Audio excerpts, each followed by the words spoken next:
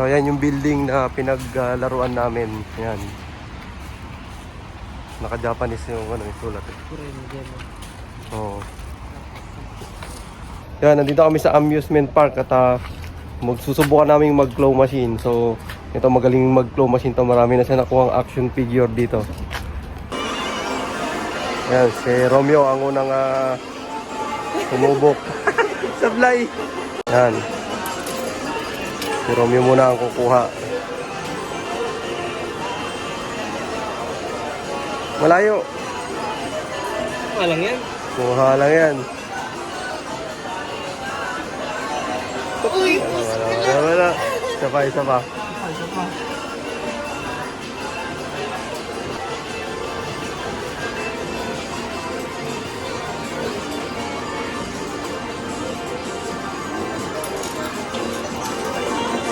Wala na, naglag na yan.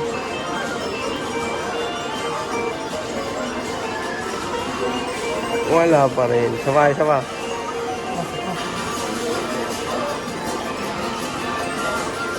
Nako. Sabit.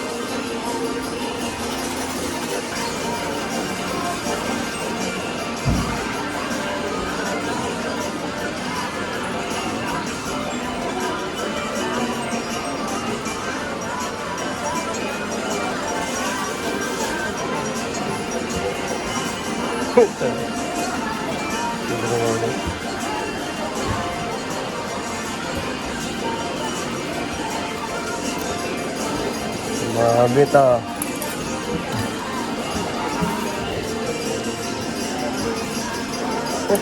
nawala, hindi yung manoy sa akin. Dito, sinutin mo. Ayan. Nawala.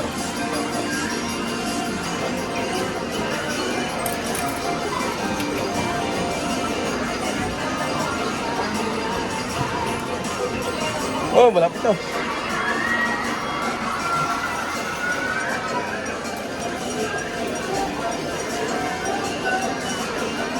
Wala na, mahirap na yun. Diyan ang lahat.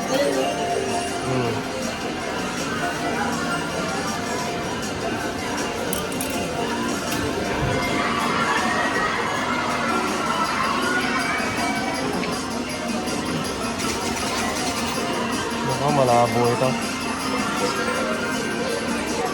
Mahirap po na ito.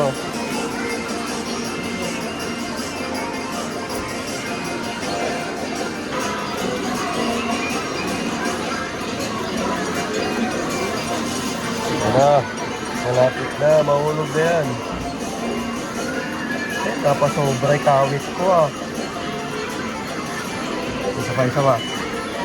Mahulog na, mahulog na lang. Kunti na lang. Kunti na lang yan.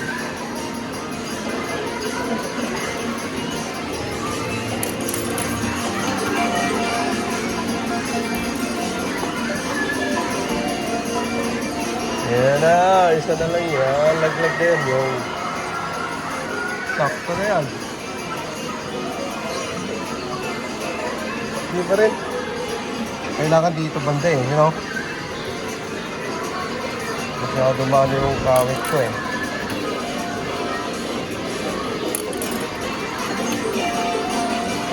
At baka isa lang, okay na. Yan.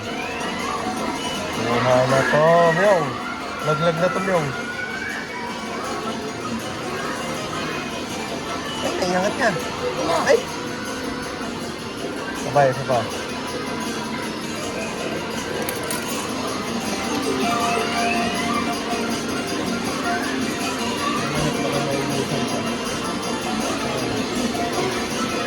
Yan.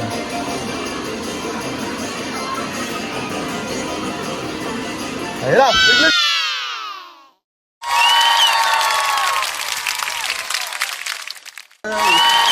Oh, nakaisa na tayo.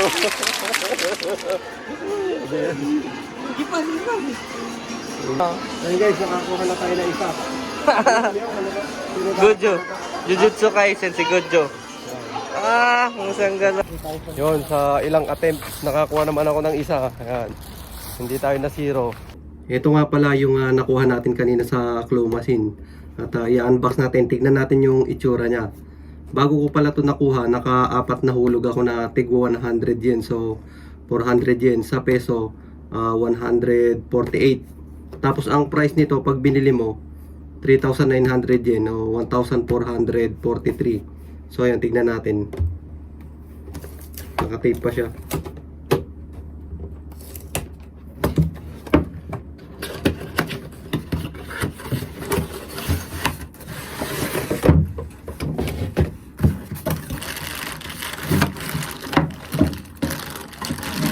Yan, naka-seal siya. Naka-seal pa.